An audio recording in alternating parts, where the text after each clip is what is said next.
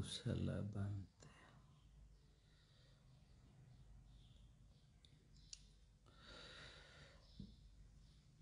বড় বান্তেদের বন্দনা, ছোট বান্তেদের আশীর্বাদ, দায়ক দায়িকাদেরও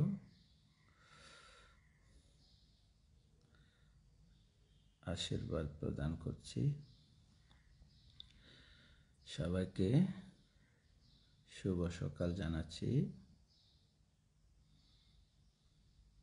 অনেক দিন পরে ধর্ম আলাপ করার জন্য, কিছুক্ষণ ধর্ম আলাপ করার জন্য লাইভে আসলাম। তো অনেক দিন দেখা হয়নি, চিবরদান মাসে ব্যস্ততার কারণে অল্প সময় নিয়ে আসলাম।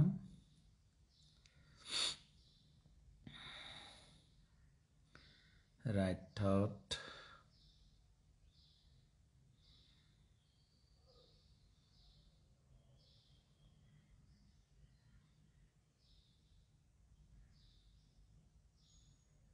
ঝর্ণা বড়ুয়া,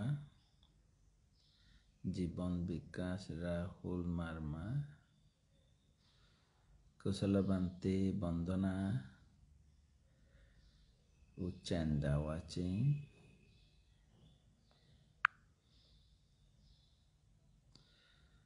তারপরে জিতেন্দ্রলাল বড়ুয়া,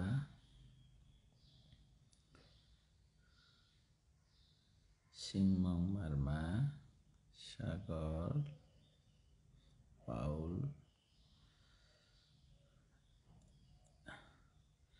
এঠেম বিজয়,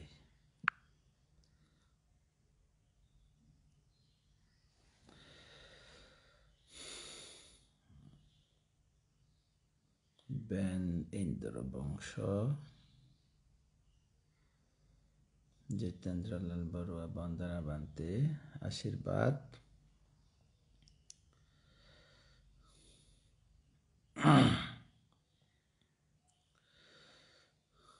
হিত সুখ মঙ্গল হোক সবার। সাগর পাউল, হরে কৃষ্ণ হরে রাম।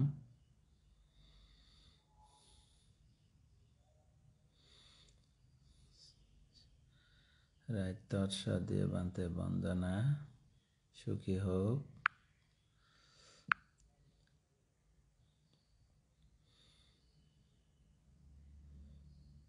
সুইসানু মার্মা, যুগল তঞ্চঙ্গা, দিশা বান্তে চাকমা, মেরিন চাকমা আশীর্বাদ। দাদু বান্তে আশীর্বাদ। মেরিন চাকমা, জালা বাবু,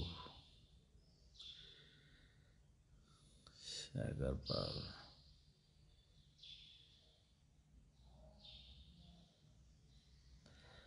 দাদা আপনি কি বোধো? কি জিজ্ঞাসা করেন? জালা বাবু, নম বান্তে নম, সাধু সাধু, কল্যাণ হোক। ধর্ম আলোয় দান, দানাং আহাং চা মাকং। দানা আহং চা মকং সম্পর্কে মারমা ভাষা দিয়ে একটু দেশনা করেন। দানা আহং চা মকং, আচ্ছা বললাম। দানা মাপা সেন্সারা bawa acha sama muelidi sila mapa sensara acha sama anaroga miadi bawana mapa sensara nibbana wiliji সংক্ষেপে, ঠিক আছে? তার মানে বাংলা হবে দানা অহং চামকং, বাংলা হবে দানের পুণ্যকর্মে হেতু জন্ম জন্মান্তরে অভাব থাকে না। অর্থাৎ যাদের দান ধর্ম নাই, জন্ম জন্মান্তরের অভাব থাকে, যাদের শীল আচরণ নাই জন্ম জন্মান্তরে রোগাগ্রস্ত হয়, যাদের ভাবনার পুণ্য নাই তারা জন্ম জন্মান্তরে মানসিক শান্তি পায় না। দানা অহং চামকং। ওকে, সংক্ষেপে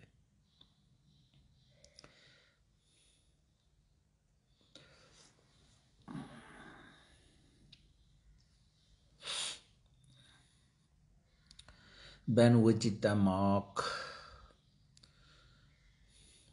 Usuvarnathero Bandanavante Dharma আলোয় দান, বান থেকে নত শিরে বন্দনা।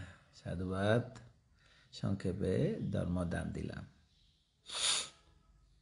অর্থাৎ যাদের দানের পুণ্য নাই, জন্ম জন্মান্তরে অভাব থাকে, যাদের শীল আচরণ নাই, তাদের জন্ম জন্মান্তরে রোগাগ্রস্ত হয়, আর যাদের ভাবনা নাই তারা নির্বাণ থেকে অনেক দূরত্বে থাকে। দানা অহং চামকং। নাই শুয়ে মার্মা বন্দনা মানতে সুখী হোক রিপন বড়ুয়া। তারপরে সঞ্জয় বড়ুয়া,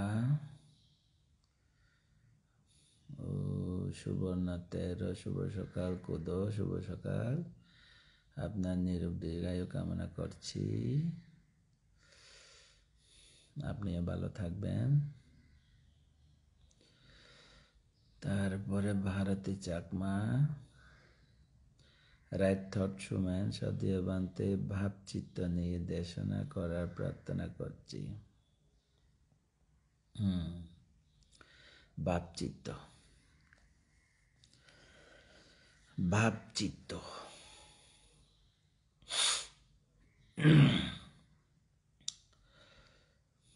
পঞ্চস্কন্ধ আছে, রূপ, বেদনা, সংজ্ঞা, সংস্কার, বিজ্ঞান। তো রূপ হচ্ছে রূপকায়, সংক্ষেপে 4 ধাতু: পৃথিবী ধাতু, আপ ধাতু, বায়ু ধাতু, তেজ ধাতু। সংক্ষেপে এটাকে মনে রাখুন। বেদনা হচ্ছে অনুভূতি, এটা হচ্ছে বিষয়কে অনুভব করে।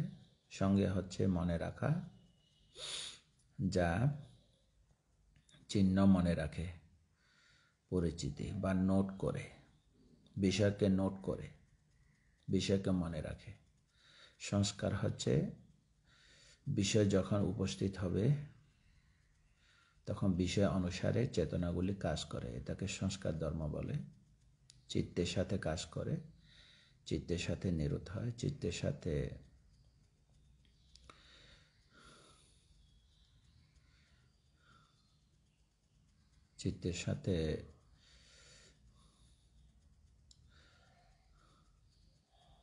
বস্তু গ্রহণ করে।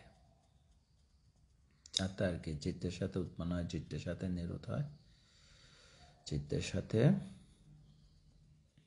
আলম্বন গ্রহণ করে, চিত্তের সাথে মনে জমা থাকে। তারপর হচ্ছে বিজ্ঞান, আলম্বনকে বিশেষভাবে জানে বলে বিজ্ঞান। এটাকে মনে রাখতে হবে আগে। আবার বলছি, রূপ হচ্ছে রূপ, 4 ধাতু রূপ: পৃথিবী, আপ, বায়ু, তেজ, মাটি, পানি, আগুন, বাতাস। এটা রূপ। তা শুধু ওইটাকে রূপ বলে না, আরো আছে কঠিন রূপ, কোমল রূপ, আবদ্ধ রূপ, নিঃসরণ রূপ, ঠান্ডা রূপ, গরম রূপ, স্থির রূপ, অস্থির রূপ। এগুলাকে স্বভাব রূপ বলে, স্বভাব ধর্মতা রূপ। এটাকে জানো আগে। বেদনা বিষয়কে অনুভব করে, সংজ্ঞা বিষয়কে মনে রাখে, নোট করে, সংস্কার বিষয় যখন উপস্থিত হবে বিষয়মতি চেতনাগুলি চিত্তের সাথে কাজ করে, এটা হচ্ছে সংস্কার। তারপর যে বিজ্ঞান বিষয়কে বিশেষভাবে জানে, বিশেষভাবে চিন্তা করে, বিশেষভাবে মনোযোগ দেয়। এখানে চিন্তা করে একটা শব্দ আছে, এটাকে ভাবে, কল্পনা করে, চিন্তা করে, ভাবে, মনোযোগ দেয়। যে পঞ্চস্কন্ধ হলো, এই পঞ্চস্কন্ধ কোথায় উৎপন্ন হয়? সরায়তনে। চক্ষু যখন বিষয়কে দেখে তখন চক্ষু বিজ্ঞান, চক্ষু চিত্ত। তারপরে একটা লিঙ্ক আছে চক্ষুর দরজার সাথে, একটা হৃদবস্তু। আগে সরায়তনকে বলি চক্ষু আয়তন, অর্থাৎ চক্ষু দরজা, কর্ণ দরজা, নাসিকা দরজা, জিহ্বা দরজা, কায় দরজা, আর একটা মন দরজা। এটাকে দরজা। দরজা মানে চক্ষু প্রসাদ, কর্ণ প্রসাদ, নাসিকা প্রসাদ, জিহ্বা প্রসাদ, কায় প্রসাদ, আর একটা আছে হৃদবস্তু। হৃদবস্তু তো চক্ষু প্রসাদ রূপ বলে, কর্ণ প্রসাদ রূপ বলে, ঘ্রাণ প্রসাদ রূপ বলে, জিহ্বা প্রসাদ রূপ বলে, কায় প্রসাদ রূপ বলে। এটাকে 5টা প্রসাদ রূপ বলে। কিন্তু হৃদবস্তুতা বস্তু, বস্তু মানে গ্রহণ। হৃদবস্তুতা সেভ করার জায়গা, অর্থাৎ হার্ড ডিস্ক, মেমোরি, SD কার্ডের মতো। তো 5টা প্রসাদ ধার দরজা। তো একটা হচ্ছে গ্রহণ, বস্তু, বস্তুরূপ সেভ করে আর কি, মেমোরি কার্ডের মতো। অর্থাৎ চক্ষু দেখে, দেখলে একটা সংযোগ হয়ে যায় 3টা বিষয়। এটা প্র্যাকটিক্যালি বলতে গেলে একটা কলম, এটা বিষয়, তখন চোখে দেখে 2টা হয়ে গেল। তো কলমের সাথে চক্ষু প্রসাদ যখন দেখে, অর্থাৎ দেখার কাজ করে, তখন মনে লিঙ্ক চলে যায়, লিঙ্ক চলে যায়। হৃদবস্তুতে মন আছে, হৃদবস্তুতে মন আছে, হৃদবস্তুতে মন আছে। তো মনে লিঙ্ক হয়ে যায়, লিঙ্কিং হয়ে যায়। তো লিঙ্ক হলে মন তখন ববঙ্গপাত হয়, অর্থাৎ জাগে উঠে। তো মনের ভিতরে 6টা মন আছে। লোভনীয় হলে লোভ হবে, তারপরে দ্বেষ হলে হিংসা হবে, তারপরে মোহ হলে বিক্ষিপ্ত হবে অথবা সন্দেহ হবে, এরকম। অলোভ হলে ত্যাগের চেতনা জাগবে, অদেশ হলে মৈত্রী চেতনা জাগবে, তারপরে অমোহ হলে বিচার বিশ্লেষণ করবে, এরকম আছে 6টা। তা আরেকটা আছে তে ভাবচিত্ত, যেটা ভাবচিত্ত। তো ভাবচিত্ত হচ্ছে বিষয়কে ভাবে, তা নতুনভাবে ভাবে এবং পুরাণকে ভাবে। 2টা ভাব আছে, নতুন ভাব, পুরানো ভাব। যেটা শেপ হয়ে গেছে সেটা মনে মনে ভাবে, অতীত হয়ে গেছে আর কি। এটা পুরনো কেসের রিপ্লের মতো। তো কি করেছি, কি করেছি, কি করেছি, আর নতুনভাবে কি করব, কি করব, কি করব। আর বর্তমানেও ভাবে কি হচ্ছে, কি হচ্ছে, কি হচ্ছে, বিষয়কে নিয়ে। অতীত বিষয়, বর্তমান বিষয়, ভবিষ্যৎ বিষয়। তা কে ভাবে? চিত্ততা ভাবে, ভাবচিত্ততা ভাবে। ভাবচিত্ত ভাবে। তাহলে ভাবচিত্ত নতুনভাবে ভাবে কখন? দেখলে। চক্ষু প্রসাদে যখন দৃশ্য সংস্পর্শ হবে তখন মনে চলে যায়, মন যখন জেগে উঠে ববঙ্গপাত হয়। তো ববঙ্গপাত হলে কি হয়? তখন প্রবর্তন হয়, প্রবর্তন চিত্ত। তখন নতুনভাবে ভাবতে পারে, পুরনো ঘটনা রিপিট হতে পারে, ভবিষ্যৎ নিয়ে পরিকল্পনা হতে পারে। 3টা হয়, অতীত নিয়ে ভাবে, বর্তমানেও ভাবছে, ভবিষ্যতে কি হবে সেটাও ভাবে। তো এই কানের কাজ, এটা চক্ষুর কাজ হয়ে গেল। কর্ণপ্রসাদ আছে, কর্ণপ্রসাদ রূপ, বাহিরের শব্দ সংস্পর্শে আসলে নতুন কেউ ভাবে, ভবিষ্যৎ কেউ ভাবে, অতীত কেউ ভাবে। যেটা অতীত নিয়ে রিপিট হবে এটাকে ধর্ম আলম্বন বলে। ধর্ম আলম্বন, অর্থাৎ চোখে দেখলে ভাবে, কানে শুনলে ভাবে, গন্ধ পাইলে ভাবে, স্বাদ গ্রহণ করলে ভাবে, স্পর্শ করলে ভাবে। 5টা দরজায় যার যার আছে চক্ষু দৃশ্য আলম্বন, কর্ণ শব্দ আলম্বন, নাসিকা ঘ্রাণ আলম্বন, গন্ধ আলম্বন, জিহ্বা স্বাদ আলম্বন, কায় স্পর্শ আলম্বন। স্পর্শ তিনটা। স্পর্শ হচ্ছে তিনটা একত্রিত হলে স্পর্শ হয়। মাটি ধাতু, তেজ ধাতু, মাটি ধাতু, তেজ ধাতু, বায়ু ধাতু, তিনটা ধাতু একত্রিত হলে স্পর্শ হয়। তিনটা ধাতু একটা অভাব হলে স্পর্শ হয় না, এটাকে বলে স্পর্শ। স্পর্শ বলতে তিনটাকে বোঝায়, তিনটা একত্রিতকে স্পর্শ বোঝায়। তো কায়ের মধ্যে স্পর্শ হয়, ঠান্ডা হয়, গরম হয়, এটাকে ঠান্ডা হয়, গরম হয়, মানে জ্বালা পোড়া এরকম হয় শরীরের মধ্যে, ঠান্ডা লাগে, গরম লাগে, এরকম স্পর্শ হয়। তো বাইরে থেকে এই সমস্ত স্পর্শ হলে মন জাগে ওঠে। তো মন কিভাবে জাগে? বর্তমান জাগছে, এটা হচ্ছে বিজ্ঞান।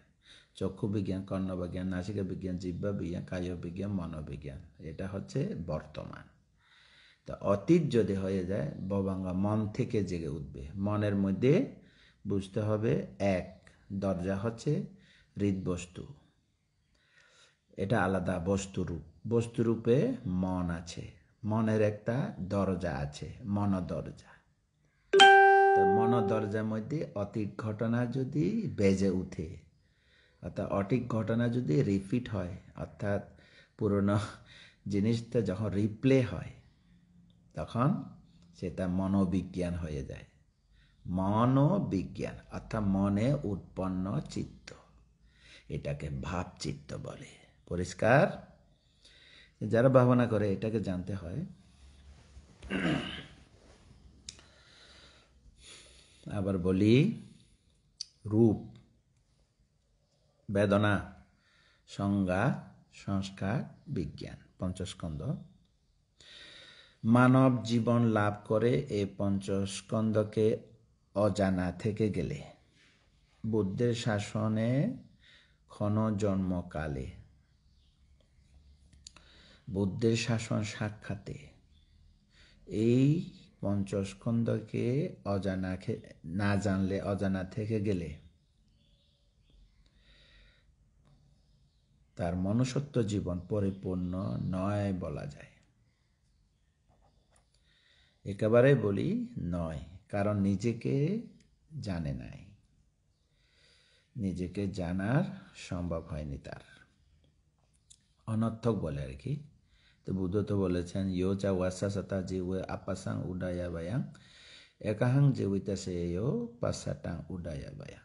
অর্থাৎ 100 বছর বেঁচে থাকে কিন্তু নাম রূপ উদয় বিলে জানে না, তার জীবন অনর্থক। 1 দিন হোক, 7 দিন হোক, 15 দিন, যে কদিন বেঁচে থাকে, যদি নাম রূপ উদয় বিলকে জানে, তার জীবন সার্থক।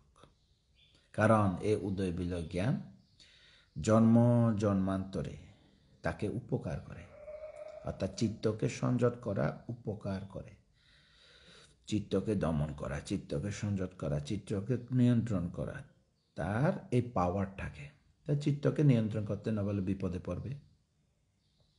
উদয় বিলয় জ্ঞানটা খুব শক্তিশালী। উদয়া ওয়ায়া জ্ঞানা, উদয় বিলয় জ্ঞান। তো রূপকে জানতে হবে। এই শরীরে 4টি ধাতু রূপ আছে। এটা সত্য নয়, আত্ম নয়, জীব নয়, পৃথিবী ধাতু, বায়ু ধাতু, আপ ধাতু অর্থাৎ জল ধাতু, তেজ ধাতু। 4 ধাতু সমন্বয়ে জীবিত ইন্দ্রিয় হয়, জীবনী রূপ হয়। এই জীবনী রূপকে সেবা করে থাকে, ভাত দিয়ে থাকে, পানি দিয়ে থাকে, ওষুধ দিয়ে থাকে। তবে পুরো শরীরটা ভাঙা ঘর, আহার দিয়ে সেবা করে থাকে। আহার যদি না খায় তাহলে রোগাগ্রস্ত হয়ে মারা যাবে। তো আহার হচ্ছে 1 নম্বর ওষুধ। তা আহার 1 নম্বর ওষুধ। রোগের প্রতিরোধ ক্ষমতা, আহার, পুষ্টিকর আহার যদি না থাকে তাহলে রোগাগ্রস্ত হয়, মারা যায়। তা নিজের বলতে কিছু নাই, এটা 4 ধাতু সমন্বয়ে রূপ জীবিত ইন্দ্রিয় হয়, অর্থাৎ রূপের আয়ু, রূপের জীবনী হয়। তো এটা নিয়ে কথা বলি, চারি ইজ্জাপদে আমরা কাজ করি। তো দাঁড়াই, হাতি, বসি, সই, এরকম। তো পরিশ্রম করি আর কি। এটা চারি ইজ্জাপদ বলে এটাকে। চারি ধাতু, চারি ইজ্জাপদ কাজ করে। এটা হচ্ছে রূপ। রূপ অর্থ বিরূপ। বিরূপ মানে পরিবর্তন হয়, স্থিতি থাকে না, প্রতি মুহূর্তে অনিত্যতা প্রাপ্ত হয়। এক কথা বলতে গেলে রূপ মানে বিরূপ। তাপের কারণে বিরূপ হয়ে যায়, চেঞ্জ হয়ে যায়, এবার চেঞ্জিং, সবসময় পরিবর্তন হয়ে থাকে। রূপ মানে রোগ, রূপ মানে জরাজীর্ণ, রূপ মানে উদৈবীয়, রূপ মানে অনিত্য, দুঃখ, অনাত্ম, এভাবে। এটা হচ্ছে রূপ। সত্য নয়, আত্ম নয়, জীব নয়, চারি ধাতু সমন্বয়ে রূপ জীবিত ইন্দ্রিয় হয়ে থাকে। এই রূপ জীবিত ইন্দ্রিয়কে আমরা আহার দিয়ে, পানি দিয়ে, ওষুধ দিয়ে সেবা করে থাকি। ঠান্ডা লাগলে গরম দিই, গরম লাগলে ঠান্ডা দিই। এই শরীর সবসময় রোগাগ্রস্ত, ভাঙা ঘরের মতো। ভাঙা ঘর ভেঙে গেলে থক দিয়ে রাখতে হয়, ঠিক তেমনি আমাদের এই ভাঙা ঘরকে আহার প্রত্যয় দিয়ে ঠেস দিয়ে রাখি আর কি। এতে বুঝতে হবে বেদনা মানে বিষয়কে অনুভব করে, সুখ দুঃখ উপেক্ষা অনুভব করে। সংজ্ঞা মানে বিষয়কে নোট করে, মনে রাখে, চিহ্নিত করে, পরিচিত হয়। সংস্কার মানে কি? সংস্কার মানে বিষয় যখন উপস্থিত হবে, বিষয় মতে চিত্তের সাথে একসাথে কাজ করে, একসাথে কাজ করে না, একসাথে আলম্বন গ্রহণ করে, একসঙ্গে একসাথে বস্তুতে থাকে, অর্থাৎ মনে থাকে আর কি। হৃদ বস্তু মনের মধ্যে থাকে। আর বিজ্ঞান হচ্ছে বিষয়কে চিন্তা করে, বিষয়কে মনোযোগ দেয়, বিষয়কে ভাবে। এটা পঞ্চস্কন্ধ। এই পঞ্চস্কন্ধ কোথায় উৎপন্ন হয়? সরায়তনে। সরায়তনে কিভাবে? চক্ষু দরজা, চক্ষু প্রসাদ, বাহিরে আলম্বন, বাহিরে আলম্বন চক্ষু প্রসাদের সংস্পর্শ হলে চক্ষু চিত্ত উৎপন্ন হয়। ওই চক্ষু চিত্ত ইষ্ট অনিষ্ট, অর্থাৎ শুভ অশুভ। এই চক্ষু বিজ্ঞান মনের সাথে লিঙ্ক হয়ে যায়। মনের সাথে যখন লিঙ্ক হয়, চক্ষু বিজ্ঞানটা নতুন, চক্ষু বিজ্ঞানটা নতুন। তো পুরনো চিত্ত আছে হৃদবস্তুতে মন, হৃদবস্তু বস্তুরূপ, বস্তুরূপে মন, মনের মধ্যে একটা দরজা।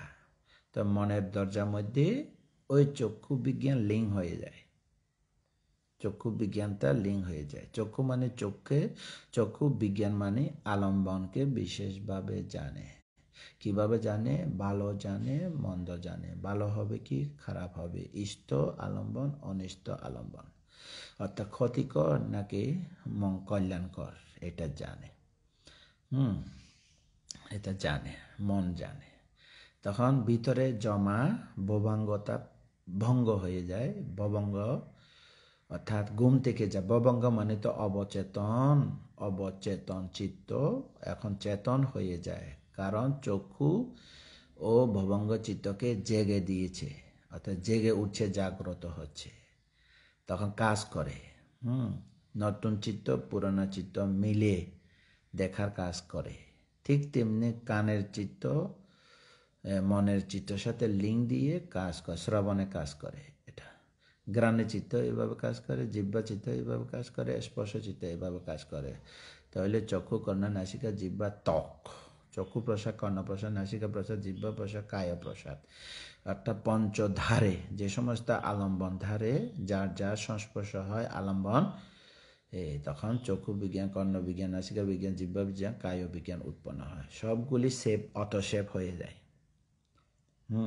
যদি সে ইষ্ট অনিষ্ট পছন্দ করে, পছন্দ অপছন্দের মধ্যে সে মনের ভিতরে সে চিত্তগুলি জমা হয়ে যায়, জমা হয়ে যায়। তো এখানে একটা জানতে হবে, নতুন চিত্ত পুরনো চিত্ত। নতুন চিত্ত চক্ষু বিজ্ঞান কেবলমাত্র নতুন উৎপন্ন হচ্ছে, নতুন জন্ম হচ্ছে চক্ষু মধ্যে, কিন্তু মনের সাথে এখানে আর লিঙ্ক হয় না। তবে হয়ে যাবে, কারণ ইলেকট্রনের মতো এখানে উৎপন্ন হলে ওখানে জেগে উঠে, এখানে সময় অপেক্ষা করে না, অনন্তর প্রত্যয়। চক্ষুর সাথে মন অনন্তর প্রত্যয়, অর্থাৎ অপেক্ষা করে না, সাথে সাথে জেগে উঠে। এভাবে। তাহলে চক্ষু বিজ্ঞান হচ্ছে নতুন চিত্ত, ওখানে ভাবচিত্ত হচ্ছে পুরনো চিত্ত। তো চক্ষু বিজ্ঞান, তো যেমন ধরো এই উপেক্ষা সহগত চক্ষু বিজ্ঞান, এখনো কোনো কাজ এখনো কর্ম পরিণত হয় নাই। উপেক্ষা সহগত শ্রবণ বিজ্ঞান কর্ণচিত্ত, উপেক্ষা সহগত ঘ্রাণ বিজ্ঞান, তারপরে উপেক্ষা সহগত জিহ্বা বিজ্ঞান, 3-4টা উপেক্ষা। কায় সহগত সুখ বিজ্ঞান, কায় সহগত কায় উৎপন্ন দুঃখ বিজ্ঞান, অর্থাৎ এই কায়িকা দুঃখ উইয়ানা, অর্থাৎ কায়িকা দুঃখ সহগত কায় বিজ্ঞান, সুখ সহগত কায় বিজ্ঞান, 6টা হয়ে গেল। উপেক্ষা সহগত উপেক্ষা সহিত চক্ষু বিজ্ঞান। উপেক্ষা মানে কি? ভালো বুঝে না, মন্দ বলে যায়, তাহলে মোহ হবে, মোহ বিজ্ঞান। তাহলে মোহচিত্ত, বিজ্ঞানটা হবে মোহ। উপেক্ষা বলছি তো, উপেক্ষা সহগত চক্ষু বিজ্ঞান, অর্থাৎ সুখ নয় দুঃখ নয়, উপেক্ষা চক্ষু বিজ্ঞান। এখনো কর্ম হয় নাই, কর্ম করে নাই, কর্ম করবে। উপেক্ষা সহগত শ্রবণ বিজ্ঞান, উপেক্ষা সহগত ঘ্রাণ বিজ্ঞান, উপেক্ষা সহগত জিহ্বা বিজ্ঞান, 4টা। কায় সুখ সহগত কায় দুঃখ সহগত 6টা। 6টা। তাহলে কি করবে এখন? উপেক্ষা সহগত চক্ষু বিজ্ঞান এখনো কাজ করে নাই, তখন পছন্দ অপছন্দ কাজ করবে। পরবর্তী স্তরের মধ্যে এবারে পরীক্ষা করবে। সম্প্রতিচ্ছন্ন বলে এটাকে, পরীক্ষা করে, সম্প্রতিচ্ছন্ন পরীক্ষা করে। তো পরীক্ষার পরে কি হয়? সম্প্রতিচ্ছন্ন, তারপরে সন্তিরণ। পরীক্ষা করবে, সন্তিরণ মানে গ্রহণ করবে। পরীক্ষা নিরীক্ষার পরে গ্রহণ করবে, পছন্দ অপছন্দ। অপছন্দ হলেও একটা চিত্ত, পছন্দ হলেও একটা চিত্ত। অপছন্দ হলে দেশ, পছন্দ হলে লোভ। উপেক্ষাটা মোহ, লোভ দেশ মোহ হয়ে গেছে। যখন সম্প্রতিচ্ছন্ন পরীক্ষা নিরীক্ষা করে, সন্ততি কি হয়? তখন সন্ততি গ্রহণ করে। সম্প্রতিচ্ছন্ন সন্তিরণ গ্রহণ করে। সন্তিরণের পরে তখন কি হয়ে যায়? একটা চিত্ত উৎপন্ন হয়ে যায়, একটা চিত্ত হয়ে যায়। কি চিত্ত? একেবারে তাজা হাইব্রিড চিত্ত হয়ে যায়। এই চিত্ত জমা থাকে। ওই চিত্ত একটা, যেমন কতগুলি বীজ আছে না, ফলের বীজ, ধানের বীজ, যে কোনো সবজির বীজ, এরকম আছে না, ওই একটা বীজ হয়ে যায়। ওই বীজটা জন্ম নেবে। এই জন্য আলাদা আলাদা আছে। উপেক্ষা সহগত সন্তিরণ একটা প্রতিসন্ধি চিত্ত, সমানস সহগত সন্তিরণ আর একটা প্রতিসন্ধি চিত্ত, একটা সমানস সহগত, একটা উপেক্ষা সহগত। উপেক্ষা সাহিত সন্তিরণ চিত্ত একটা আছে। তারপরে হচ্ছে সমানস সহগত আনন্দ মনে যেটা করছে, সেটাও একটা বিষ হয়ে গেছে। তারপরে আছে কামাবচর চিত্তময়টা, 8টা আছে। কামাবচর বলতে জ্ঞান সম্প্রযুক্ত কামাবচর, অলোভ অদেশ অমোহ ত্রিহিত কামাবচর, অসংকারিক সশংকারিক 2টা বীজ আছে। অলোভ অদেশ 2টা বীজ আছে, দুইটা 4টা। উপেক্ষার মধ্যে 4টা, সমানস মধ্যে 4টা, অর্থাৎ সমানস সহগত 4টা, উপেক্ষা সহগত 4টা, কামাবচরে 8টা। তাহলে ওখানে 2টা, 10টা হয়ে গেছে প্রতিসন্ধি চিত্ত। তারপরে মহৎগত মধ্যে 9টা। মহৎগত হচ্ছে 9টা। কিভাবে 9টা? রূপবচর হচ্ছে বিতর্ক বিচার প্রীতিসুখ একাগ্রতা, পঞ্চধ্যানাঙ্গ একাগ্র, চতুর্থ ধ্যানাঙ্গ একাগ্র, তৃতীয় ধ্যানাঙ্গ একটা চিত্ত, তারপর চতুর্থ ধ্যানাঙ্গ, পঞ্চম ধ্যানাঙ্গ 5টা চিত্ত। তো অরূপাচারের মধ্যে আকাশ অনন্তায়িত, বিজ্ঞান অনন্তায়িত, আকিঞ্চ অনন্তায়িত, নৈব সঙ্গে না সঙ্গে আয়তন 4টা, 9টা। 9টা 10টা 19টা। এটা হচ্ছে প্রতিসন্ধির বীজ। ব্রহ্মলোকে উৎপন্ন হতে গেলে এটা, অরূপ ব্রহ্মলোকে হয়ে গেলে 4টা, রূপ ব্রহ্মলোকে প্রতিসন্ধির বীজ 5টা, অরূপ ব্রহ্মলোকে 4টা। আর যারা লোকোত্তর জ্ঞান অনাগামী পর্যন্ত লাভ করে তারা বিদর্শন ভাবনা ধ্যান অঙ্গ মতে তারা শুদ্ধবাদ ব্রহ্মলোকে প্রতিসন্ধি নেবে। কিভাবে প্রতিসন্ধি নেবে? অলোভ, অদেশ, অমোহ ত্রিহিত হিসাবে। যেহেতু অনাগামী মার্গ ফল, যাদের মধ্যে ত্রিহেতু অলোভ, অদেশ, অমোহ হেতু আছে তারা ইহজীবনে মার্গফল লাভ করে। সোতাপতি, সকিতাগামী, অনাগামী। যারা সোতাপন্ন হয় সদ্গতিতে বা স্বর্গমর্ত্য লোকে, যারা সকিতাগামী একবার মাত্র মনুষ্যলোকে হোক দেবলোকে হোক, তারপরে অনাগামীরা আর আসবে না, শুদ্ধবাদ ব্রহ্মলোক থেকে পরিনির্বাপিত হবে। তো যারা উপেক্ষা সহগত সন্তিরণ চিত্ত প্রতিসন্ধি চিত্ততে জন্ম নেবে তারা যেহেতু অহেতুক লোভের অর্থাৎ ত্যাগের হেতু, অর্থাৎ দানের হেতু, শীলের হেতু, মৈত্রী অর্থাৎ ভাবনার হেতু, প্রজ্ঞার হেতু আর কি, অমোহ হেতু, অলোভ, অদেশ, অমোহ হেতু নাই, তাদেরকে অহেতুক বলা হয়। অর্থাৎ লোভ, দেশ, মোহ আছে, অলোভ, অদেশ, অমোহ নাই। যারা লোভ, দেশ, মোহের কারণে জন্ম নেবে, ওই সন্তিরণ চিত্ততা যদি লোভ হয় তাহলে প্রেতকুলে, যদি দেশ হয় তাহলে নরকে, যদি মোহ হয় তাহলে তির্যক লোকে। আর সমনস সহগত আর একটা আছে দিহিত আছে, দিহিত, সমনস সহগত দিহিত, যারা ত্যাগ করে, শীল পালন করে কিন্তু ভাবনা করে না, ভাবনার জ্ঞান নাই, দিহিত বলা হয় এটাকে, অলোভ, অদেশ। কিন্তু অমোহের বেলা তাদের মোহজনিত পুণ্যকর্ম করে। যেমন প্রতীত সমুপাদে অবিদ্যার কারণে সংস্কার হয়, অবিদ্যা পেছনে রেখে তারা দান করে, অবিদ্যা পেছনে রেখে শীল পালন করে। যেমন কিছুক্ষণ আগে একজন কামনা করছে, মানে আপনার নিরোগ দীর্ঘায়ু কামনা করছি, কামনা মানে তৃষ্ণা, তবে নিরোগ দীর্ঘায়ু বলছে পুণ্য, তা পুণ্যের সাথে তৃষ্ণা আছে, অর্থাৎ অবিদ্যার কারণে সংস্কার হয়। হ্যাঁ, নিরোগ দীর্ঘায়ু কামনা করছে থেকে এটা অবিদ্যার কারণে পুণ্য হয়। তো অবিদ্যার কারণে পুণ্য হলে কি হবে? সংস্কার কারণে বিজ্ঞান আবার জন্ম নেবে। তো বুদ্ধ ধর্ম হচ্ছে অবিদ্যা নিরোধে সংস্কার নিরোধ, পুনর্জন্ম নিরোধ। এই জন্ম হোক, আরেক জন্ম হোক, আরও আরেক জন্ম হোক, যেভাবে হোক না কেন চতুর আর্য সত্য অর্থাৎ আর্য অষ্টাঙ্গ মার্গ জ্ঞান লাভে হেতু। তাহলে কি করতে হবে? সম্যক সংকল্প করতে হবে। মোহতা অমোহ অর্থাৎ অবিদ্যাতা বিদ্যা পরিণত হবে। তো বিদ্যা থাকলে, বিদ্যার কারণে জন্ম হলেও সে বিদ্যার হেতুতে সে নিরাপদে থাকে, সুখে নিরাপদে থাকে। তাহলে অবিদ্যা নিরোধে সংস্কার নিরোধ কর্ম করতে হবে। আর এই জীবনে হোক, অন্য জীবনে হোক, আরেক জীবনে হোক, এ বুদ্ধের শাসন হোক, অন্য বুদ্ধের শাসন হোক, এই হেতু লাগবে। এই হেতু না থাকলে অন্য বুদ্ধ সাক্ষাৎ পেলেও ওই হেতু যদি না থাকে তাহলে জেগে উঠবে না। তা বুদ্ধের সময়ে অনেকে বুদ্ধের সাথে দেখা হয়েছিল না, যেমন মাগন্ডী, দেবদত্ত, এরকম। তা নির্মাণ লাভে হেতু নাই, বুদ্ধের সাথে দেখা পেলেও সে বিপরীত পথে চলে গেছে। এরকম যাদের হেতু আছে তারা হেতু বলিষ্ঠ হয়, হেতু বৃদ্ধি পায়, পুণ্যের বৃদ্ধি পায়। ঠিক আছে? তাহলে এইভাবে, তাহলে অলোভ, অদেশ, সমনস সহগত আনন্দমনে, সন্তিরণ চিত্ত, সম্প্রতি জন্ম পরে সন্তিরণ চিত্ত, ওই সন্তরের চিত্ততা মর্ত্যলোকে জন্ম দেয়, সুগতি সদ্গতি লোকে জন্ম দেয়। তো জন্ম নিলেও পুণ্যকর্মতায় জন্ম নেয়।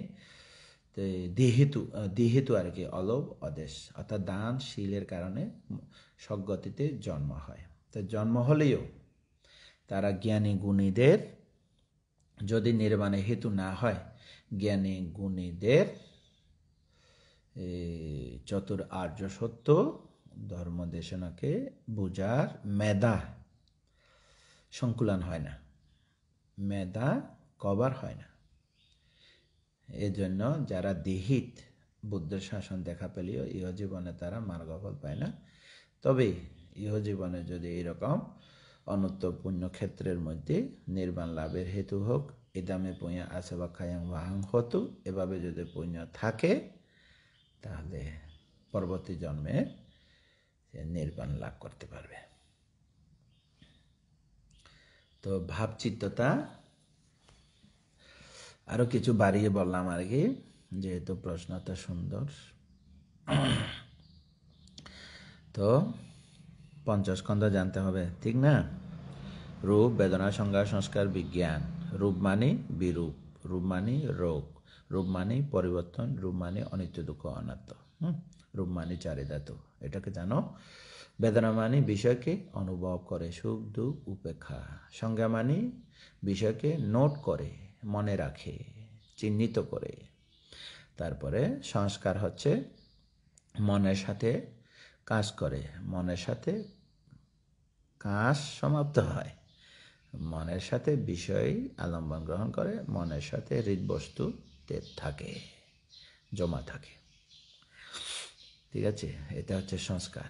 বিষয় মতে, বিষয় যখন উপস্থিত হয় বিষয় মতে চিত্তের সাথে কাজ করে, এর নাম হচ্ছে সংস্কার। চৈতসিকগুলি নিজে নিজে কাজ করতে পারে না, চিত্তকে লাগে কাজ করতে। ঠিক আছে, যেমন মন যখন চিন্তা করবে তখন উদ্রেক করে আর কি, আরও চিন্তা করো, আরও চিন্তা করো, এটা হচ্ছে চেতনা। উদ্রেক করে, উত্তেজনা করে, ভালো কাজে প্রেরণা দেয়, খারাপ কাজে উত্তেজনা করে, এভাবে। যেহেতু সংস্কার, তাই সংস্কার মানে কর্ম, অর্থাৎ বিষয় যখন উপস্থিত হয় কর্ম করা চেতনা জাগে। লোভ, দেশ, মোহ, মান, দৃষ্টি, বিচিকিচ্ছা, এরকম যার যার কাজ। লোভ লোভের কাজ করবে, চাওয়া পাওয়া। দেশ হিংসা করবে, ক্ষোভ অসন্তুষ্ট হবে। মোহ সত্য মিথ্যা বিশ্লেষণ করবে না। মান অহংবোধ থাকবে, অহং অহং। দৃষ্টি মানে কর্মবিশ্বাস করবে না। বিচিকিচ্ছা মানে সন্দেহ কাজ করে। তারপরে থিনামিদা মানে অলসতা জড়তার কাজ করে, এভাবে। উদ্দেশ্য মানে বিক্ষিপ্ততা থাকে, এভাবে কাজ করে। শ্রদ্ধা মানে কর্মকে বিশ্বাস করে। স্মৃতি মানে উদয় বিলয় জানে, এরকম। স্মৃতি মানে উদয় বিলয় জানে, স্মৃতি মানে ধরে জানে, এরকম। প্রজ্ঞা মানে ভালো মন্দ বিচার বিশ্লেষণ করে। 50টা সংস্কার চৈতসিক আছে, চিত্তের সাথে কাজ করে এরা। চিত্ত হচ্ছে কোম্পানির মালিক, চৈতসিক হচ্ছে শ্রমিক। তো শ্রমিক দলের মধ্যে শ্রমিক নেতা হচ্ছে চেতনা, চেতনা চৈতসিক, তো মনে রাখতে হবে। তারপর বিজ্ঞান আলম্বনকে বিশেষভাবে জানে, চিন্তা করে, মনোযোগ দে, ভাবে। এবার ক্লিয়ার করি। চক্ষু বিজ্ঞান নতুন, কর্ণ বিজ্ঞান, নাসিকা বিজ্ঞান, জিহ্বা বিজ্ঞান, কায় বিজ্ঞান নতুন। মনের সাথে লিঙ্ক হলে মনের সাথে ওখানে জমা হয়ে যায়। নতুন মন, পুরানা মন। পুরানা মন ববাঙ্গ, নতুন মন ওখানে জমা হয়। কাগজের পাতা, বইয়ের একটা 500 পৃষ্ঠা সংযোজিত, অর্থাৎ 500 পৃষ্ঠা একটি বই, 1 থেকে 500 পর্যন্ত, মাঝখানে যেটা পরে বাস বাস বাস বাস বাস, স্তরে স্তরে বাস বাস থাকে, অনেক চিত্ত গত হয়ে গেছে, হঠাৎ করে মনে উৎপন্ন হয়। এটা হচ্ছে ধর্ম আলম্বন। এটা হচ্ছে যেমন ধরো পথে, অনেক দিন আগে এক পথে গেলাম, তো পথে একটা জিনিস দেখে আসলাম, তো অনেক দিন পরে ভুলে গেছে সেটা, সে পথে আবার যাবে, ওই জায়গায় যখন উপস্থিত হবে তখন ওই চিত্তটা আবার উৎপন্ন হবে, কার্যকারণে আর কি। যেমন পথে গেলাম অনেক দিন আগে, একটা হুচুক খেলাম, ঠ্যাঙের আঙ্গুল একেবারে কি হলো, মানে ক্ষত হলো, তো বলে যে আরেক দিন অনেক বছর পরে গেল, ও এই জায়গাতে আমার পায়ের আঙ্গুল ক্ষত হয়েছে, সে চিত্ততা উৎপন্ন হয় কার্যকারণে, এরকম। তাই এবার ক্লিয়ার করি। চক্ষু আয়তন, চক্ষু আলম্বন, চক্ষু বিজ্ঞান, 3টা। কর্ণ প্রসাদ, কর্ণ শব্দ আলম্বন, শব্দ বিজ্ঞান, শ্রবণ বিজ্ঞান। ঘ্রাণ প্রসাদ, ঘ্রাণ দরজা, ঘ্রাণ প্রসাদ, গন্ধ আলম্বন, গন্ধ আলম্বন, ঘ্রাণ বিজ্ঞান। জিহ্বা প্রসাদ, জিহ্বাতে থাকে, জিহ্বা প্রসাদ যেটা স্বাদ বুঝে আর কি, জিহ্বা প্রসাদ, স্বাদ আলম্বন, জিহ্বা বিজ্ঞান। কায় প্রসাদ, স্পর্শ আলম্বন কায় বিজ্ঞান। হৃদবস্তু আলাদা। মন মনপ্রসাদ অর্থাৎ প্রসন্ন আর কি, মনপ্রসাদ, মনোদরজা, মনোবিজ্ঞান। যেটা মনোবিজ্ঞান তিনটা। তাহলে মন আছে, মনের মধ্যে ওই পুরনো ঘটনা উঠে যখন ভাবে, এটাকে বলে মনোবিজ্ঞান, অর্থাৎ মনে উৎপন্ন বিজ্ঞানকে মনোবিজ্ঞান বলে। এটা হচ্ছে যেটা মন, সেটা ভাবচিত্র। ঠিক আছে, তাই সরায়তন সবসময় মনে জমা করে, বীজ সংগ্রহ করে আর কি। তো হৃদবস্তু হচ্ছে, মন হচ্ছে বস্তা, হৃদবস্তু হচ্ছে বস্তা। তা বস্তার ভিতরে মন আছে। বস্তার ভিতরে মন আছে। তার হৃদবস্তু হচ্ছে বস্তা, মন হচ্ছে বিষ, অর্থাৎ বস্তার মধ্যে বিষ, ধানের বিষ। এক বস্তা, কত বস্তা কোন চিত্ত কখন এসে প্রতিসন্ধি নিয়ে জন্ম, ঠিক বলতে পারবে না। এটা মনের বিধি ব্যাপার। তাহলে হৃদবস্তুটা বস্তা, SD কার্ডের মতো, মেমোরি কার্ডের মতো। তা যা আসে পঞ্চ দরজা থেকে, যা ঢুকে সব লোড নেই। তো হৃদবস্তু বস্তাতে মনের বীজ জমা। তাই কোনো কোনো মনের বীজ আবার গেজে উঠে, অঙ্কুরিত হয়, একটা একটা করে অনেক জন্ম, এক চিত্ত এক জন্ম, এক চিত্ত এক জন্ম। কিন্তু সব চিত্ত জন্ম নেয় না, যেটা কর্ম পরিণত হয়। যেমন ধরো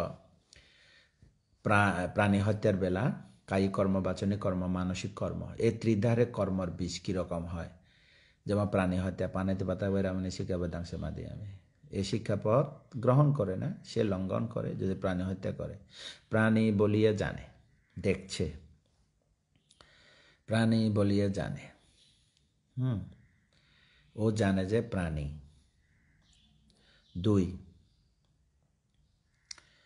প্রাণীকে হত্যা করার চেতনা উৎপন্ন হয়, হত্যার চেতনা। 2, 3, চেষ্টা করে। 4, অস্ত্র সংগ্রহ করে। 5, হত্যা করে, মরে যায়, তখন প্রাণী হত্যা হয়ে যায়।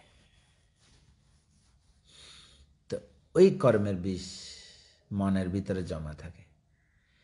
তো প্রমাণ কিভাবে জমা থাকে, কেউ জানুক বা না জানুক দরকার নাই, নিজে তো জানে আমি প্রাণী হত্যা করেছি। তার মানে বুদ্ধ বিধিবর্গের মধ্যে আছে, প্রথমে অতীতা ভাবাঙ্গা বলে, অতীত ভবাঙ্গ, ভবঙ্গ চলন, ভবঙ্গ উপচ্ছেদ, পঞ্চধারে এক ধার, যে কোনো ধারে উৎপন্ন হবে, তখন মন শেপ নেবে। তারপরে সম্প্রতিচ্ছন্ন পরীক্ষা করবে, সন্তিরণ গ্রহণ করবে, বুদ্ধ সিদ্ধান্ত, অর্থাৎ কর্ম সিদ্ধান্ত ফাইনাল হয়ে গেছে, বুদ্ধ। তারপরে হচ্ছে যবন, শক্তি ধারণ করে। যবন মানে কর্মের শক্তি। 1 যবন, 2 যবন, 3 যবন, 4 যবন, 5 যবন, 6 যবন, 7 যবন, 7 যবন। তো 7 যবনের প্রথম যবন ইহজীবনে ফল দিলে দেবে, না দিলে দেবে না, কতগুলো কর্ম আছে। তো দ্বিতীয় যবন ইহজীবনে ফল না দিলে পরবর্তী জন্মে ফল দেবে। তৃতীয় যবন, প্রথম যবন 2টা, দ্বিতীয় যবন 5টা, তৃতীয় যবন 7টা, অর্থাৎ ফোর্স, ড্রাইভ ফোর্সের মতো আর কি। যবন শক্তি মানে গাড়ি চালালে যেটা স্টিয়ারিং বা ড্রাইভ ফোর্স তুলে আর কি, গিয়ার তুলে আর কি, এরকম। তারপরে দ্বিতীয় যবন হচ্ছে পরবর্তী জন্ম ফল দেবে, না হলে দেবে, না হলে পরবর্তী জীবন থেকে ফল দেবে। তৃতীয় যবন যেটা 7টা পাবে, এটা হচ্ছে নির্বাণ কাল পর্যন্ত ফল দেবে, খুব শক্তিশালী, নির্বাণ অবধেয় কর্মের ফল দেবে। যেমন মোক্ষালয়ন, পঞ্চ অনন্তরীয় কর্ম। এই জন্য বুদ্ধ বলেন অনন্তরীয় কর্ম তো আছেই, এটা তো রেহাই নাই। অনন্তরীয় কেন বলে?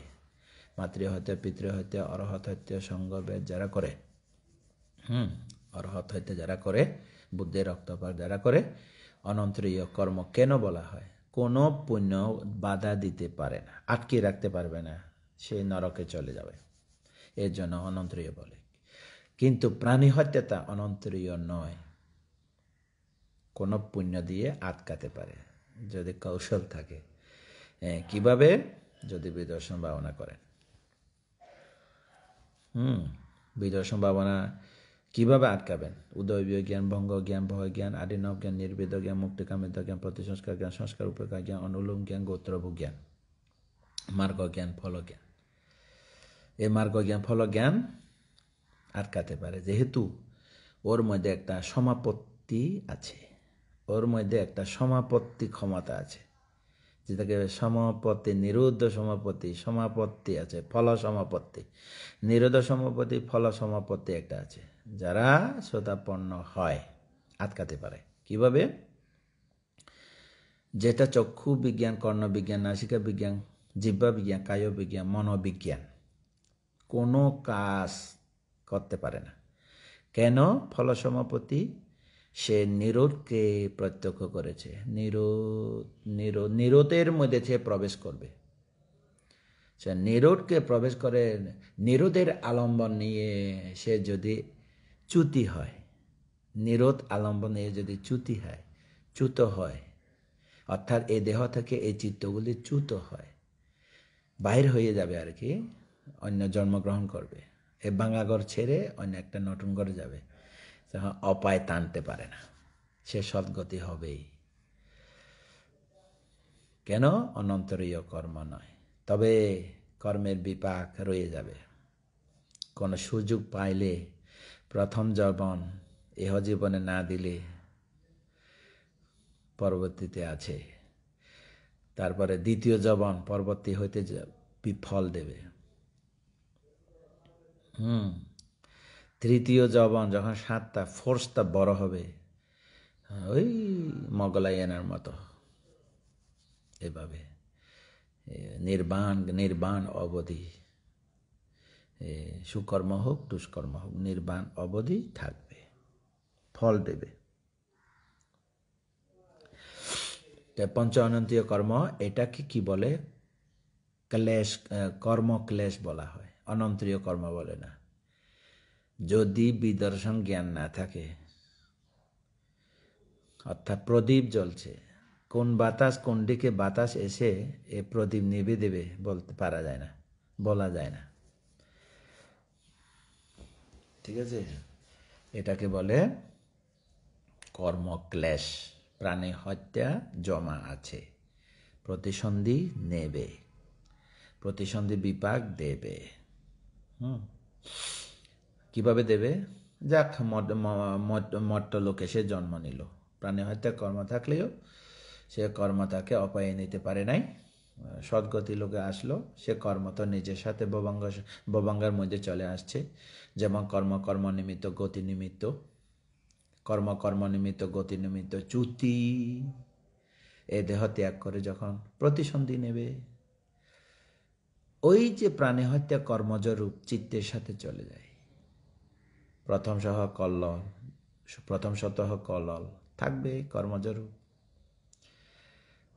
উপচয় সন্ততি জড়তা অনিত্যতা,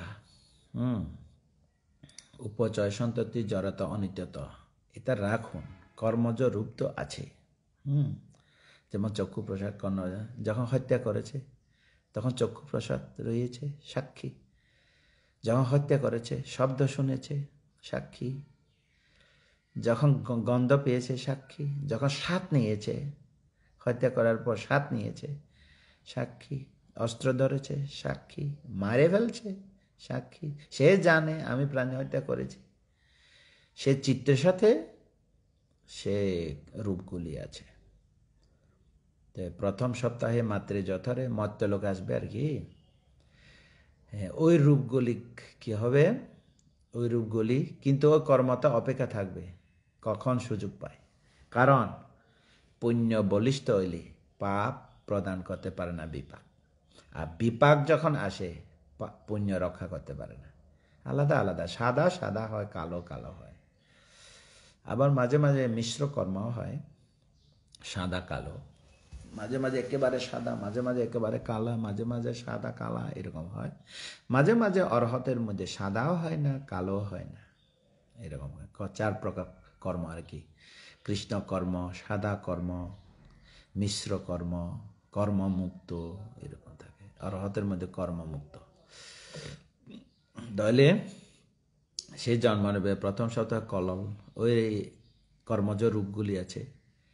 দ্বিতীয় সপ্তাহ কি হবে? ফেনা, ওই কর্মজ রূপ আছে। তৃতীয় সপ্তাহ কি আছে? তৃতীয় সপ্তাহ হচ্ছে রক্ত, পিত্ত হয়, রক্ত হয়। চতুর্থ সপ্তাহে কি হয়? এরকম ধীরে ধীরে ডেভেলপ হয় আর কি। ডেভেলপ হয় মাতৃজঠরে প্রতিসন্ধি সত্তা ডেভেলপ হয়। তারপরে হবে আপনার মাংস, তারপরে শাখা, দেহ দেখা যাবে, হৃৎপিণ্ড দেখা যাবে, দেহ শুরু হবে আর কি। প্রথম শুরু হয় এভাবে। তো কেউ কেউ আছে মাতৃজঠর থেকে মরে যায়, ওই প্রাণী হত্যা। মায়ের পেট থেকে মরে যায়, প্রাণী হত্যা।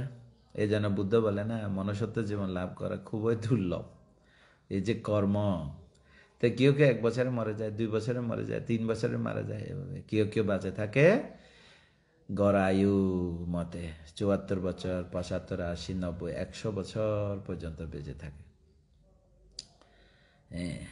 যেমন আমাদের কোশাম্বীদের একটা স্বীকৃত, বুদ্ধের কর্তৃক স্বীকৃত নিরোগ দীর্ঘায়ু, 160 বছর বেঁচেছিলেন একজন অরহত, কোশাম্বী বাকুলা অরহত, বাকুলা স্থবির, 160 বছর নিরোগ। কারণ প্রাণী হত্যা করে নাই পূর্বজন্মে, এই পুণ্যের প্রভাবে এটা হয়।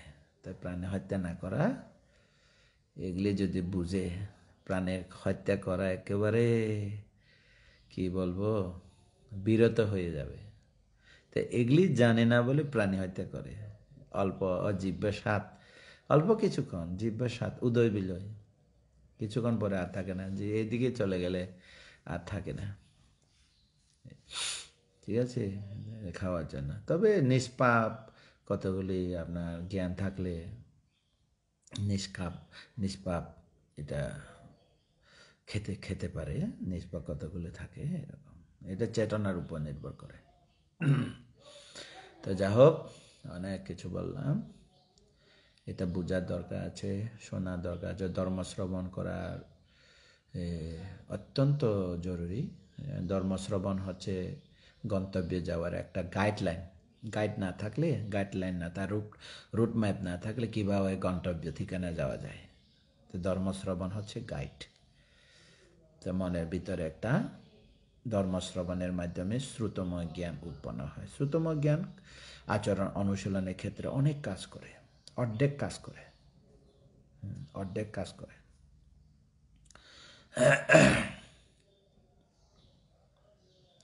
তো এই প্রাণী হত্যা বিষ, এই ফলাফলটা ওই রকম হয়। যেমন মোগলায়ন অরহত মার্গ ফল লাভ করেছেন, ঋদ্ধি শ্রেষ্ঠ হয়েছেন, অগ্রশ্রাবক পদে স্বীকৃত হয়েছেন, তবুও পরিনির্বাণের রাগে সে ডাকাতের হাতে মেরে খেতে হয়েছে। এটা কর্মের বিপাক। কারণ উনি বর্তমানে বুদ্ধের শাসনে তিনি ঋদ্ধিশ্রেষ্ঠ অরহত হয়েছেন ঠিকই, কিন্তু তার পঞ্চস্কন্ধ বিপাকটা মাতৃহত্যার, সে বিপাক এখনো তার পঞ্চস্কন্ধের মধ্যে রয়ে গেছে। সে বিপাক পঞ্চস্কন্ধকে ডাকাত মারছে। কিন্তু মোগলায়নকে সবাই বলে মোগলায়ন মারে ডাকাতের হাতে মারা গেছে, এরকম বলেন। না, মোগলায়ন অরহত কেমনে ডাকাতের হাতে মেরে খায়? ঠিক আছে, ওই পূর্বজন্মের কর্মের বিপাক পঞ্চস্কন্ধ ডাকাতের হাতে অরহত হওয়া সত্ত্বেও মের খায়। আসলে অরহতে মের খায় না, অতি জন্মে মাতৃহত্যা কর্মের বিপাক পঞ্চস্কন্ধ মের খায়। ঠিক আছে, তা উনি তো যেহেতু অরহত কেমনে মেরে খাবে? ঠিক আছে, তো অতি জন্মে কর্মের বিপাক পঞ্চস্কন্ধতা শাস্তি পায় আর কি। আশা করি সন্দেহ দূর হয়েছে। একটা প্রশ্ন অনেকক্ষণ বললাম।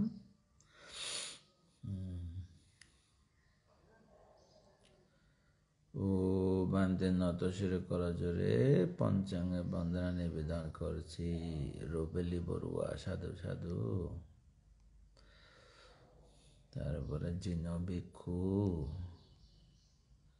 বন্দনা মানতে স্মৃতি সমাধি দুইটি সময়ে বিশদভাবে দেশনা করলে সকলের উপকৃত হবে। স্মৃতি সমাধি এই দুইটি বিষয়ে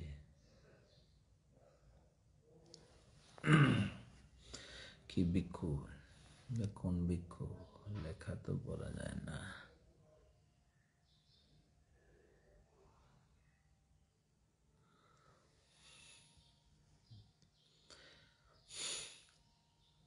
কঠিন শব্দ লিখছে, এটা কি?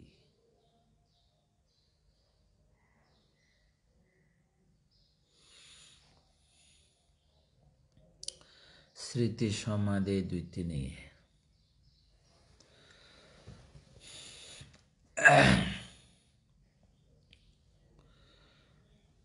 আর্য অষ্টাঙ্গিক মার্গ আছে না,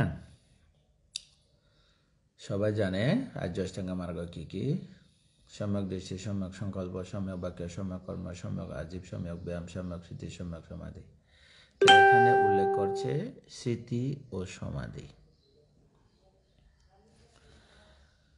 এখানে স্মৃতির আগে একটা সম্যক থাকে। স্মৃতি সম্যক যোগ স্মৃতি, সম্যক স্মৃতি, সম্যক যোগ সমাধি, সম্যক সমাধি। এটা হচ্ছে আর্য অষ্টাঙ্গের মার্গের মধ্যে। আর্য অষ্টাঙ্গের মার্গ প্রতিপদে দুইটি পথ, দুইটি প্রতিপদ। এখানে বুঝতে হবে যারা ভাবনা করে, আমাদের মনের ভিতরে জানার, যে জানে আর কি, যে জানে জানুক বলবো আর কি, যে জানে জানুক। চারটা দেখা যায় কি কি জানে। সংজ্ঞা একটা জানা আছে, এটা হচ্ছে কেবলমাত্র সে নোট করতে জানে, তাছাড়া কিছু জানে না, কেবলমাত্র। তার আরেকটা জানা আছে, সেটা হচ্ছে বিজ্ঞান।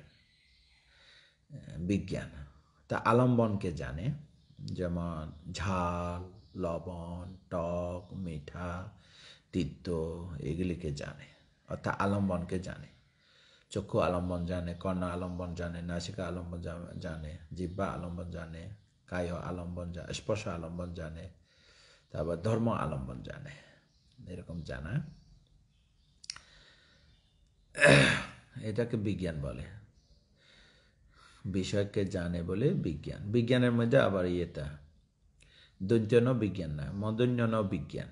দৈন্যন বিজ্ঞান তো প্রযুক্তি ক্ষেত্রে ব্যবহার করে, কিন্তু মদন্য বিজ্ঞান হাত্তা আলম্বনকে জানার ক্ষেত্রে, বিশেষভাবে জানার ক্ষেত্রে ব্যবহার করে। তো আলম্বনকে বিষয়কে চিন্তা করে, তারপরে মনোযোগ দেয়, তারপরে ভাবে আর কি, কল্পনা করে। এটা হচ্ছে বিজ্ঞান। চিত্ত বলে, মনও বলে এটাকে। চিত্ত মানে কি? চিন্তা করে। মন মানে মনস্বীকার বা মনোযোগ দেয়। বিজ্ঞান মানে বিশেষভাবে জানে। তিনটা শব্দ, একই শব্দ, যে জল সে পানি।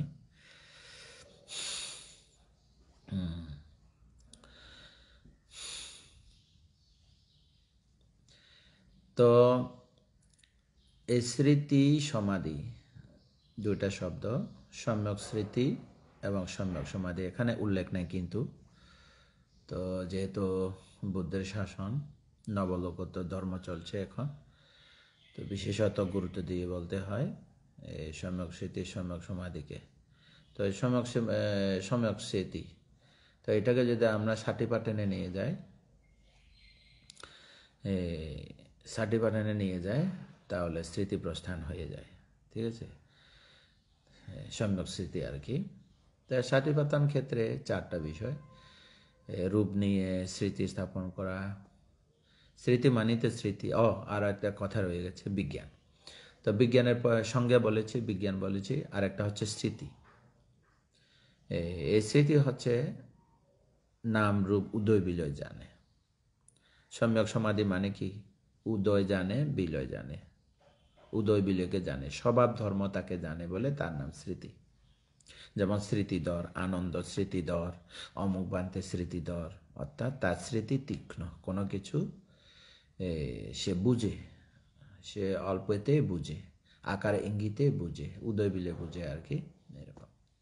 তার সম্যক সমাধি হচ্ছে, সেই সমাধিটা হচ্ছে সম্যক যেহেতু আছে, উদয় বিল জানার, উদয় বিল জানার ব্যাপারে, উদয় বিল জানার ক্ষেত্রে সে বিষয়ে সমাধিটা খুব উপকারী, সহযোগী। তো সমাধি না থাকলে স্মৃতিটা নামরূপকে স্পষ্ট দেখে না। তো মনে করতে পারেন সমাধিটা আয়না, সমাধিটা আয়না।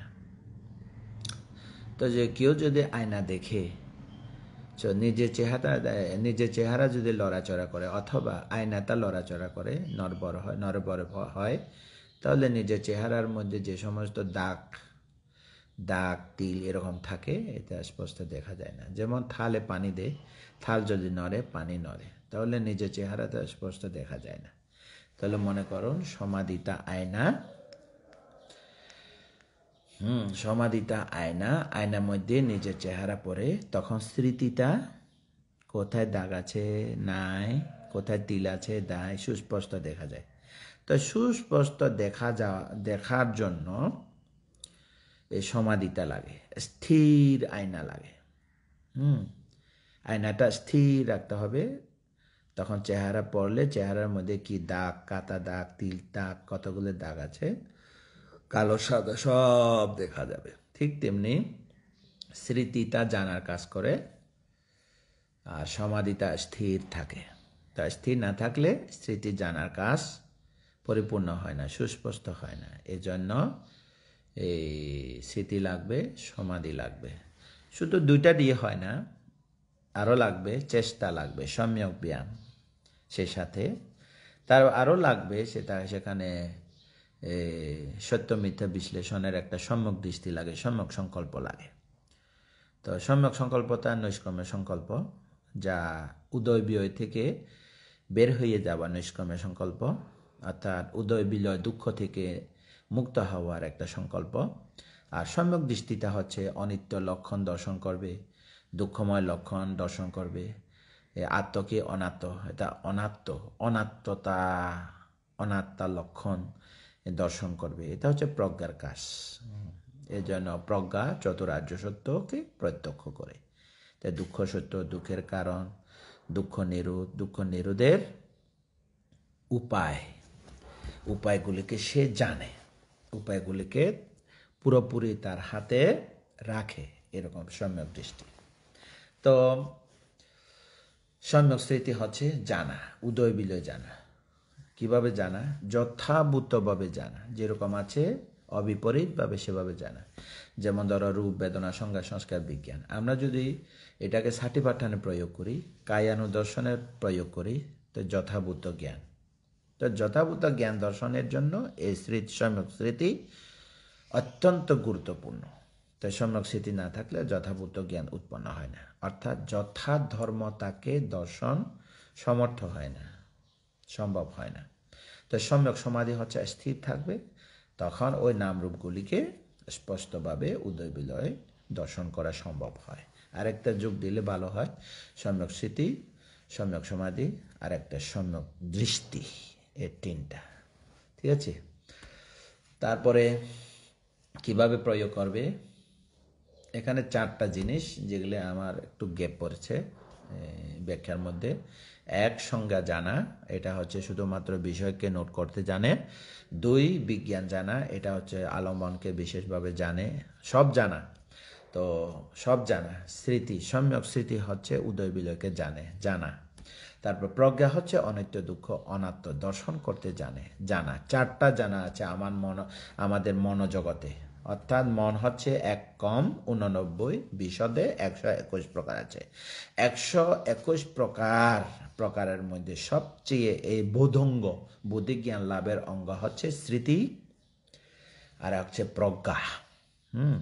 তো আরেকটা হচ্ছে লোকাল, এটা হচ্ছে আপনার সংজ্ঞা এবং বিজ্ঞান, এটা হচ্ছে পঞ্চস্কন্ধ। যখন কায়ানুদর্শনে প্রয়োগ করবে স্মৃতি সমাধি, তো কায়কে সুস্পষ্টভাবে যথাভূতভাবে সে দর্শন করতে পারে, অর্থাৎ উদয় বিলয় অনিত্য দুঃখ অনাত্ম দর্শন করা সম্ভব হয় যদি তার সম্যক স্মৃতি সম্যক সমাধির সম্যক দৃষ্টি থাকে। ওকে, তারপরে আপনার বেদানুদর্শন ভাবনা করলেও সম্যক স্মৃতি সম্যক সমাধি সম্যক দৃষ্টি লাগবে। তা আরও সব জিনিসটা লাগে, তবে প্রধান এক কথা বলতে গেলে আমরা বলি স্মৃতিপ্রজ্ঞা থাকলে যথাসম্ভব হয়। স্মৃতিপ্রজ্ঞা থাকলে। তারপরে আপনার ধর্মানুদর্শনের মধ্যেও এইভাবে একই। তারপর চিত্তানুদর্শনের মধ্যে একই। সাটিপাটানে যদি প্রয়োগ করি স্মৃতি সমাধিকে যথাভূত জ্ঞান যথাসম্ভব দর্শন করা সক্ষম হয়। কিভাবে দর্শন করে? যথাভূতভাবে কায়কে কায়, বেদনাকে বেদনা, এবং ধর্মকে ধর্ম, এবং বিজ্ঞান বা চিত্তানুদর্শন এভাবে সাটিপাটানে যদি স্মৃতি সমাধি প্রজ্ঞা যদি প্রয়োগ করি, তাহলে আসল বাস্তব জিনিসটা পরমার্থ ধর্মতা বেরিয়ে আসে। যেমন উদয় বিলয় ছাড়া কিছু নাই, অনিত্য দুঃখ অনাত্মা ছাড়া এই 3.5 হাত শরীরের পঞ্চস্কন্ধের মধ্যে কিছু নাই, আত্ম বলতে কিছু নাই, নিত্য বলতে কিছু নাই, সুখ বলতে কিছু নাই। তখন 4টা জ্ঞান লাভ করা যায়। অনিত্যকে অনিত্য বলে লাভ করা যায়, দুঃখকে দুঃখ বলে লাভ করা যায়, অনাত্মাকে অনাত্মা রূপে জ্ঞান লাভ করা যায়, অশুভ অসুচিকে অসুচি বলিয়া লাভ করা যায়। অর্থাৎ স্মৃতি সমাধি থাকলে বিপ্রলাস ধর্ম বিনাশ হয়, অর্থাৎ ভ্রান্ত ধারণাগুলি চলে যায়, আমি আমার থাকে না, সরকারের দৃষ্টি মুক্ত হয়। ঠিক আছে, সরকারের দৃষ্টি, শাশ্বত দৃষ্টি, উচ্ছেদ দৃষ্টি, শিলব্রত পরমার্শ, সংশয় থাকে না। তাহলে আর্য অষ্টাঙ্গিক মার্গ জ্ঞান লাভের, অর্থাৎ মার্গফল জ্ঞান লাভের এই স্মৃতি সমাধি সম্যক স্মৃতি সম্যক সমাধি হচ্ছে অনন্য। তাই আমি একটা যোগ দিলাম আপনার সাথে, প্লাস সম্যক দৃষ্টি লাগবে। ওকে,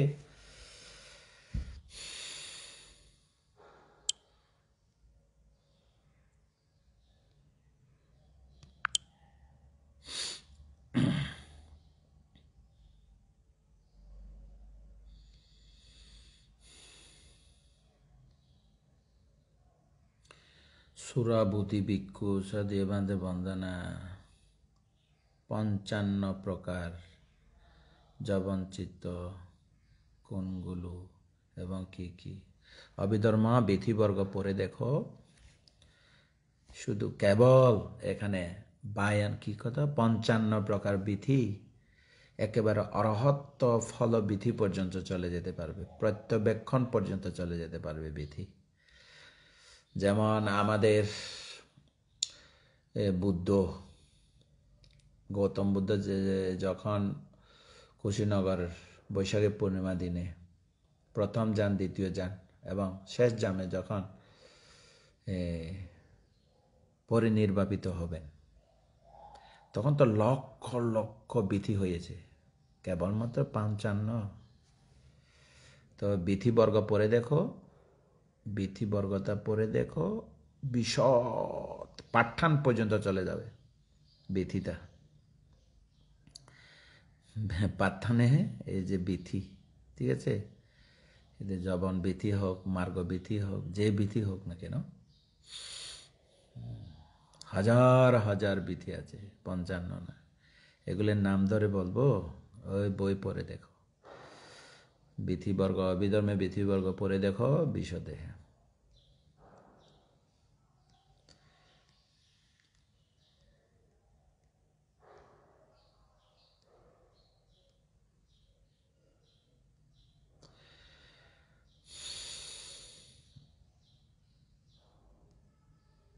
শ্রীমা বুদ্ধ রক্ষিত ভিক্ষু, চেহারা নাই, সাইলাপ্রি মগ এসে গেছে।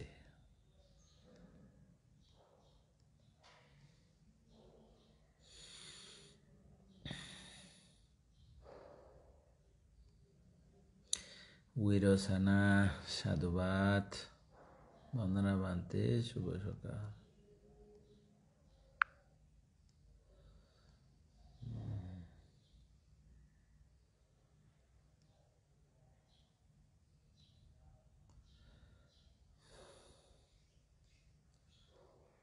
প্রশ্ন খুঁজতেছি।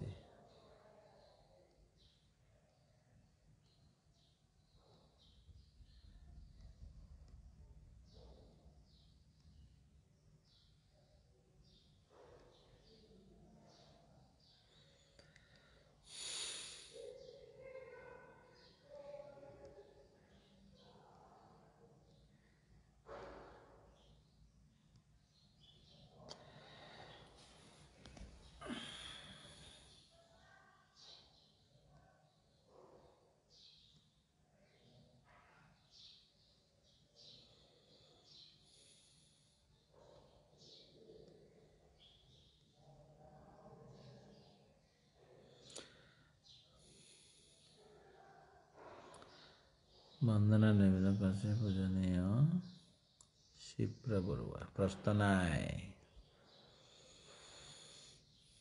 9টা, 1 ঘন্টা হয়ে গেছে।